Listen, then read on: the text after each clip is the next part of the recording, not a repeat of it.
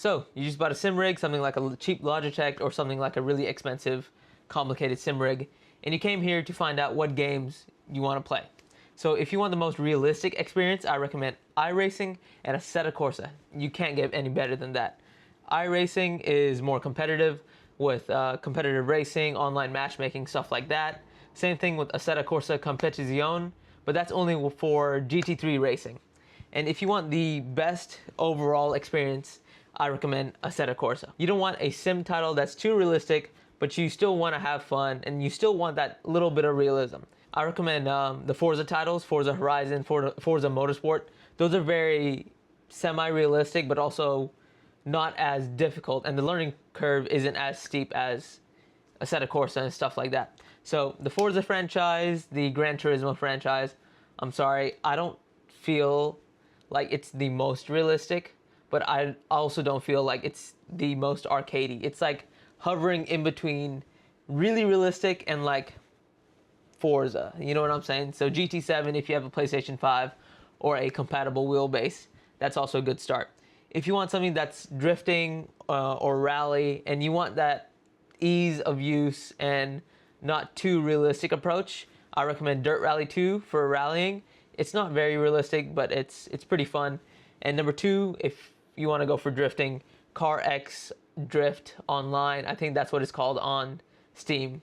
Those are pretty good relaxing sim titles if you want something that's not too difficult but not too easy. You know what I'm saying? If you want something that's realistic but not too competitive, you just want the physics engine and the crash simulation, I can recommend BeamNG Drive. It is probably the most realistic crash simulation game out there. So you'll have a bunch of fun with that. I'll put some clips up right now of crashes that I've had on a rally stage in BeamNG, or just crashes that I've had in BeamNG. That's pretty fun. It's a little finicky when it comes to setting up your wheelbase and all your stuff, but once you get it done, you don't have to worry about it again. You just boot up the game and go. So let's get in depth with every single sim title. With iRacing, the learning curve is pretty high because setting up stuff is a little archaic. It's a little clunky. I've talked about it in my iRacing videos. I don't know. I just found it difficult setting things up, and I had to search up a bunch of YouTube videos to see how to join a race or how to set up a wheelbase and stuff like that, or if your paddles weren't working, stuff like that. Assetto Corsa, in my opinion, is the most easy to set up. I might be biased. That's what I play mostly.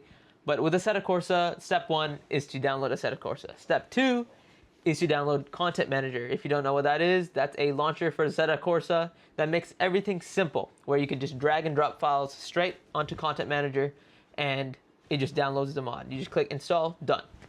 So Assetto Corsa is pretty simple with Content Manager. Like I said, drag and drop, bada bing, bada boom. The hardest part with Assetto Corsa is setting up your graphics. So I use Pure Graphics. I think I've made a video on that with the LFA on the Nordschleife, but Pure Graphics is the best graphics you could get in Assetto Corsa, and it is $1 on Patreon. Then you could cancel your membership. And there are a few bugs with Assetto Corsa, like a few finicky things, like your neck camera, where moving your neck, and custom shader patch versions. But the sim community for Assetto Corsa is, I could confidently say, the biggest sim community for any game. So Assetto Corsa is ranked number 1 for me. With Forza Motorsport and Forza Horizon, setting up the sim is pretty easy. It's just like any other Xbox game. You just go into the inputs, and yeah, I mean, it is an Xbox title, so you just go in the inputs. It's very intuitive, and it's a good mid-range if you want something that's fun but also semi-realistic, because there's a clutch, there's shifting, there's a handbrake, stuff like that. You can play on a controller or the sim. So the UI, the user interface, is very, very simple and easy to get used to. GT7 is also simple, but I don't like how you have to get money, and then you have to buy cars, and then it's like, if you're a GT7 lover, you're a GT7 lover through and through, from the first PlayStation all the way up. So don't mean to offend y'all, but GT7 is just a little too interactive as a game for me. I just want to get in any car I want and get on track. So if you want to do that, go Assetto Corsa. But if you want like a path where you have to like do races, get money, buy cars, level up, then go GT7. But of course, you need a compatible wheelbase, which is I think only Fanatec and Logitech and stuff like that. And then you need a PS5. So if you have a PC, no GT7 for you, or GT6, whatever Gran Turismo's out these days.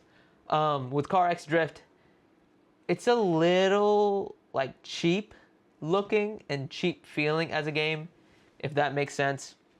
Setting stuff up is similar to Forza. It's very intuitive. The UI is pretty nice, but driving kind of feels like cheap.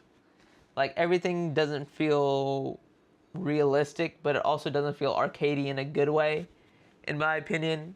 It's really a game where you just chill back with your friends, get on Discord, play with a controller, and then just get into tandem trains. A game I highly recommend that's very intuitive but also not too hard is Dirt Rally 2. You could play it on controller, you could play it on Xbox, you could play it on PC. It's very simple to set up. Setting up your controls is also very simple. And getting into any rally stage is, again, very simple. It's intuitive. And the only fault with Dirt Rally 2 or the Dirt Rally franchise is the physics. I've heard many people complain about the physics on tarmac or asphalt. It's not very realistic how the tire skids on tarmac or asphalt. But if you're looking for a more realistic rally title, I would argue that BeamNG is pretty realistic.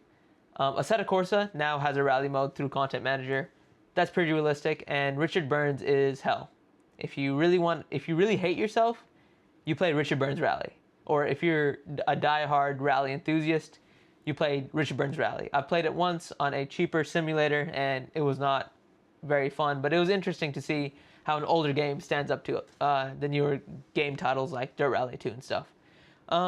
With F1, I've heard that F1, like 2024, made by EA, isn't the most realistic, but it's easy to get into. If you're an F1 fanatic, I'm not.